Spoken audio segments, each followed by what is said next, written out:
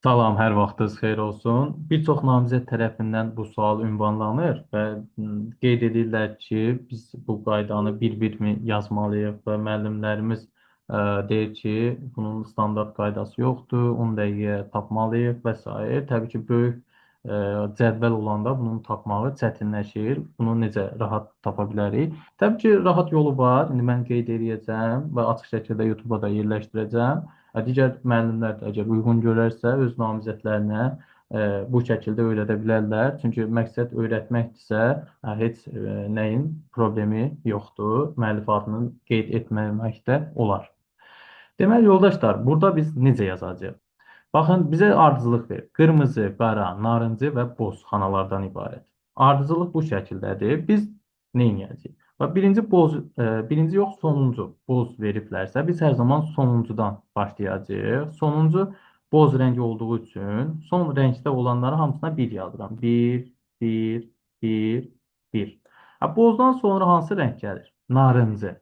Yoldaşlar, narıncı narıncı rəng deyirsə, biz nə edəcəyik? Bax, narıncı rəngin ətrafında olan boz xanaları toplayıram. Bax, bu narıncı rəngdir. Solunda bir boz var, bir də sağında var. Bunlara neçə yazılır? 1, 1. Demək, narıncı rəng olacaq 2. Bunun solunda, sağında və aşağısında cəmi bir dənə boz rəng var. Ona görə 1 yazacağam. Sonra bu narıncı rəngin, deməli, solunda bir dənə boz var, yuxarı və aşağı boz deyil, qaradır. Ona görə burada 1 yazıram.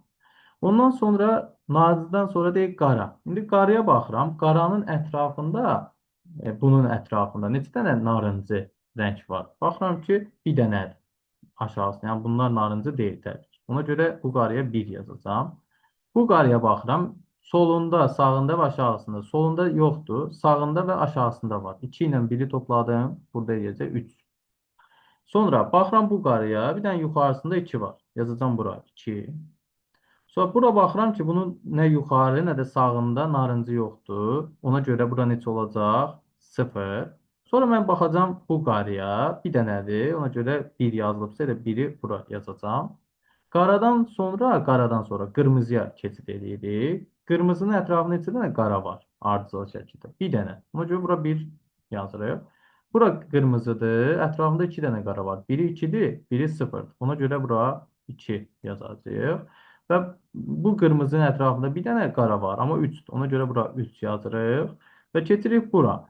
Bunun ətrafında neçə dənə qara var? Bir dənə. Ona görə 1 yazacağıq. Yəni çarpaz sayılmır da. Çünki bizə deyir ki, yuxarı, aşağı, sağ və sol. Bura 1 olacaq. Bizə deyir sayını müəyyənləşdirin. Bu qırmızılara, yəni sonuncuya yazdığımız rəqəmləri toplayıram. 3, üstə gələk 1, üstə gələk 2, üstə gələk 1. Necə eləyəcək? 7. Deməli, neçə dənə komplektimiz var? 7 dənə.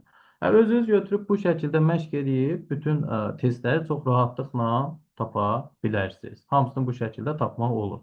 Və imtahanda da yazmaq üçün vərəqə, qaralamaya belə bir cədvəl çəkib, rənglərin başlıq hərflərini, məsələn, qırmızıdırsa bura Q hərfi yazıb, qaradırsa qara yazıb, bu rəqəmləri qeyd edib 30 saniyə, 1 dəqiqə ərzində rahat şəkildə tapa bilərsiniz.